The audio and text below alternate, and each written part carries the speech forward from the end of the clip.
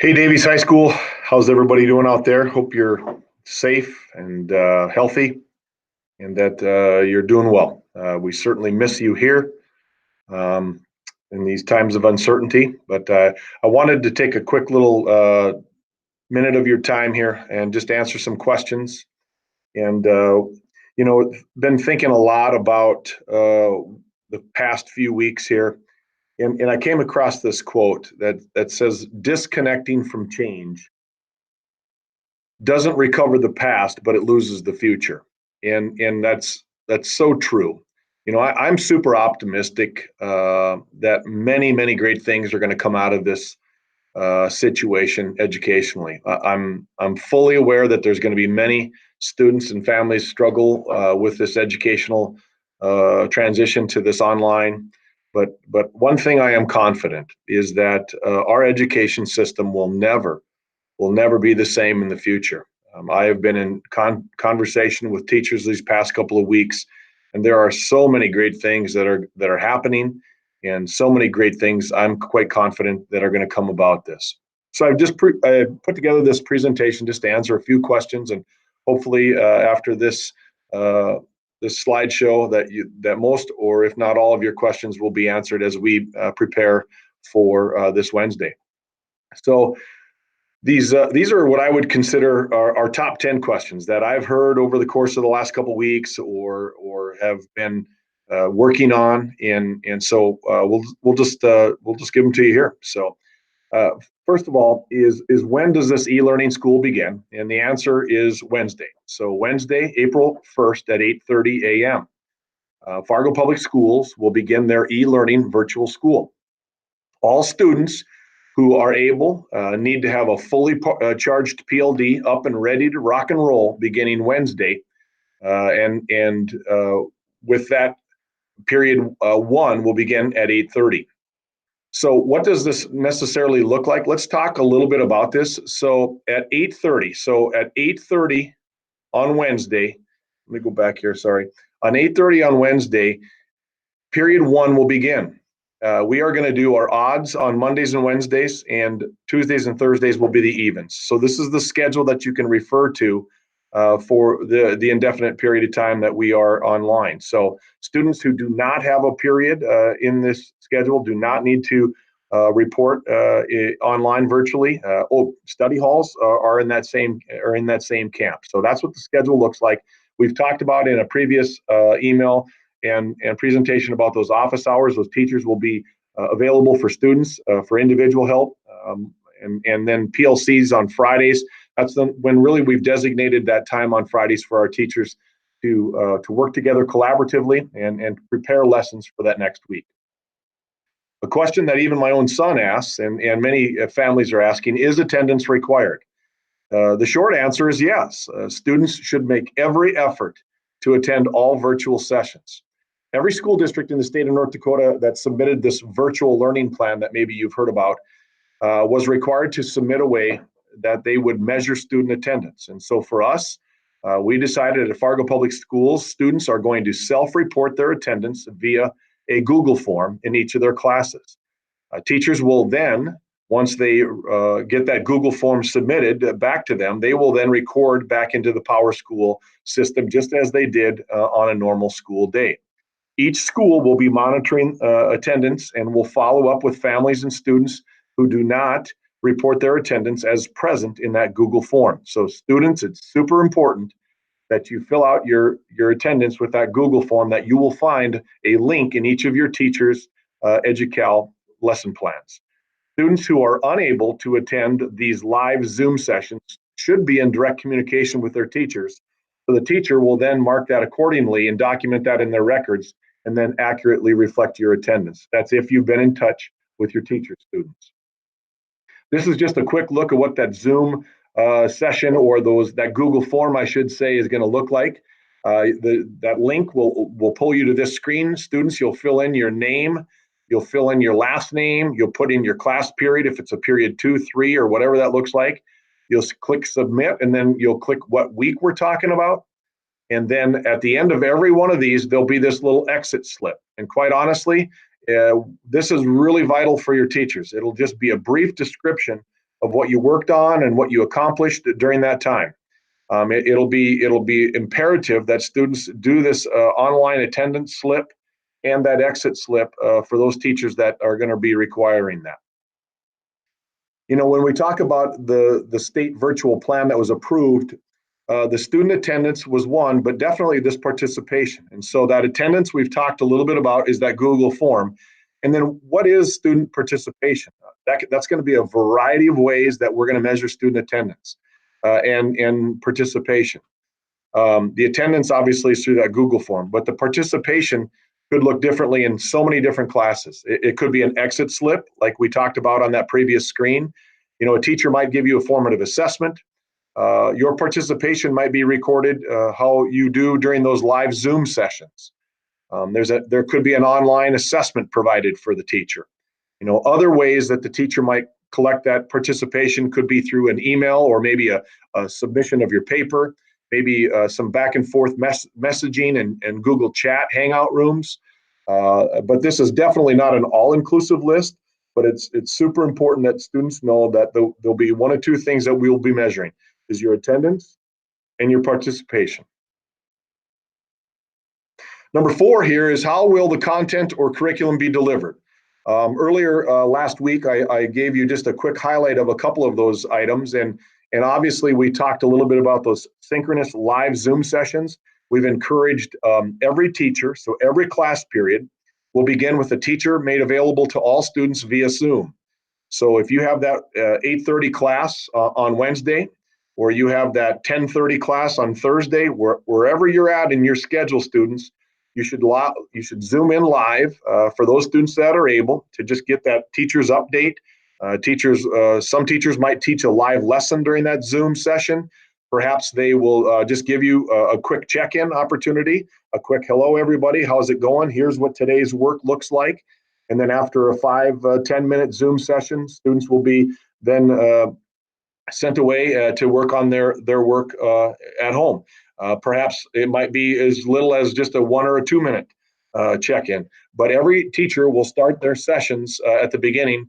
Some might even move that to the end so that every student would onboard at the beginning of the hour and then check in at the end. But there is absolutely confidence that parents, that your teachers will be made readily available through these Zoom sessions.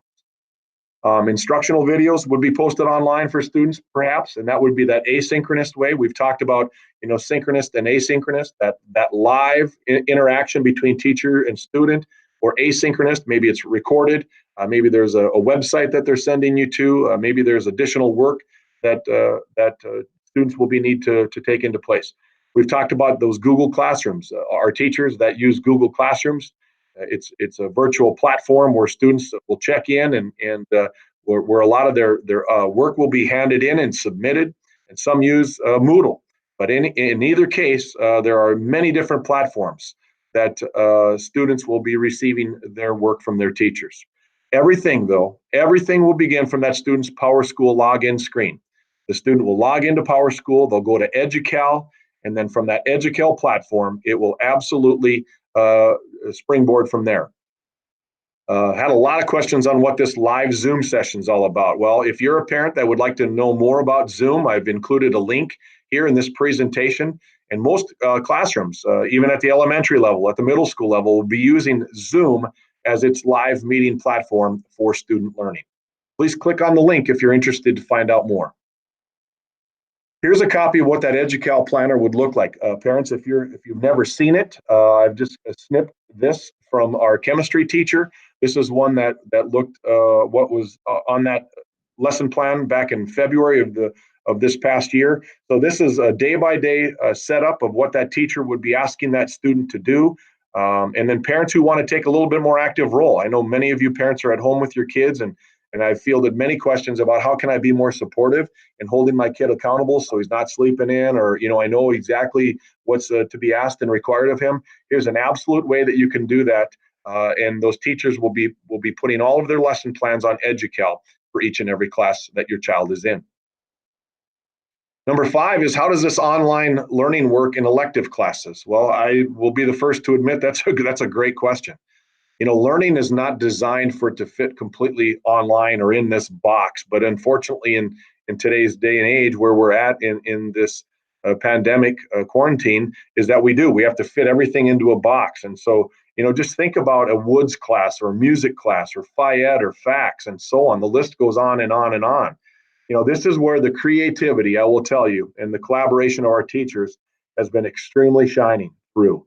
Yeah, there's been so many different ideas that have been generated and lots of collaboration between teachers, and they've been spending countless hours redesigning those lessons so that they're relevant and meaningful, and that they're giving every student that equal opportunity.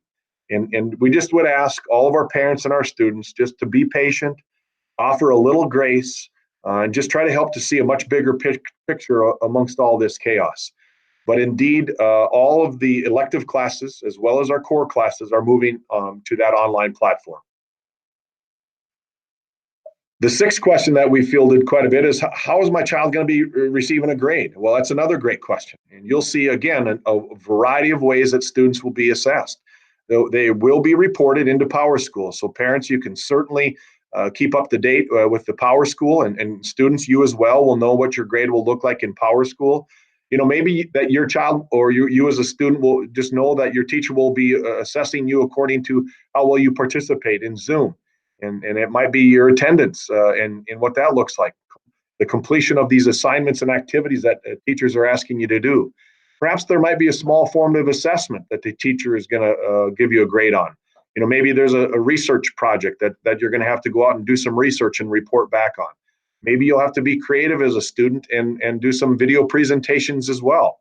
And perhaps there will even be some online assessments. And Edpuzzle or Educal will offboard you to another opportunity where students will be receiving grades from a different assessment.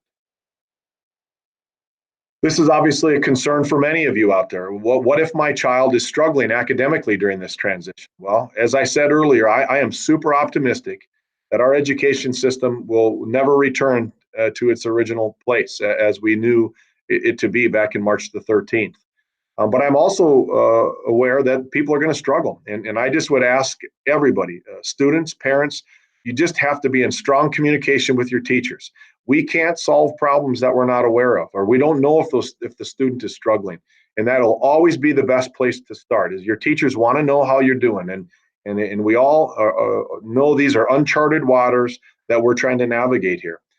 Perhaps if your student is struggling, here's just a couple of ideas. Ask that teacher during the office hours for an individual Zoom session where your child and that teacher can have an individual Zoom session to really get them back on track, or give them some advice, or just give them some encouragement. Then maybe they'll point you to some additional resources online. We also have our ILC, our Individual Learning Center staff, that would be readily available to provide some additional assistance. And then obviously our student services will be there to offer an encouragement and be able to generate some ideas for your child during this difficult time as they transition to the online schooling. Well, how will this work if my child is on an IEP or a 504? Previously in that presentation, I told you we are following everything we can and do by the IDEA, the federal law that mandates all students on an IEP or 504 to receive special accommodations as per their disability. Our special education managers will be writing what's called contingency plans and making adjustments that obviously need to be appropriate for each of the children that they serve. It's super important to maintain strong lines of communications. If you are a parent of a child that's on an IEP or a 504, you should be in weekly, if not daily, communication with your child's case manager. And in return, your child's case manager then can be an advocate for your child with that regular education teacher. And really, everybody is trying to come at this from a position of we want this to be as positive as an experience as we possibly can.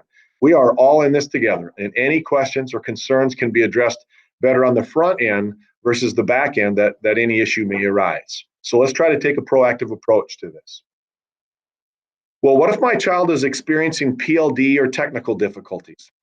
Again, I shared this slide earlier in the week, but really I would say Monday and Tuesday of this week, you should be reviewing your internet connections and contacting your internet provider if there are issues. During class periods, you'll need to be aware that if you have other small children that are downloading movies or playing games, that also could cause an issue and limit really the broadband with that and connectivity. So you just want to make sure that you're super sensitive to that. Fargo Public Schools has set up a specific line for urgent technical needs. That number is 446-1450. You can email it, you can Google chat it. And then, as I said earlier, as many times you can reach out and visit with a friend. Perhaps your friend has had that same kind of an issue that you're dealing with. But again, that phone number, 446-1450. As a parent of a child myself, and just wondering, what can we do to support my child during this time? There's a long list of things that I've put here, and again, as a part of our plan that we submitted to the state, these are just a few of those nuggets. I would say the first thing is you got to establish routines and expectations. As a parent at home, we're not asking you to do the teaching, but we are certainly asking you to partner with us to really have that routine and to get your kid up and out of bed and into a space that your child can study, and monitor the communications from your child's teachers, and see how, if there's an expectation that the teacher's placed on the student, ask them if the work's been done, beginning at the ending of each day with a check-in. Take that active role in helping your child process his or her learning.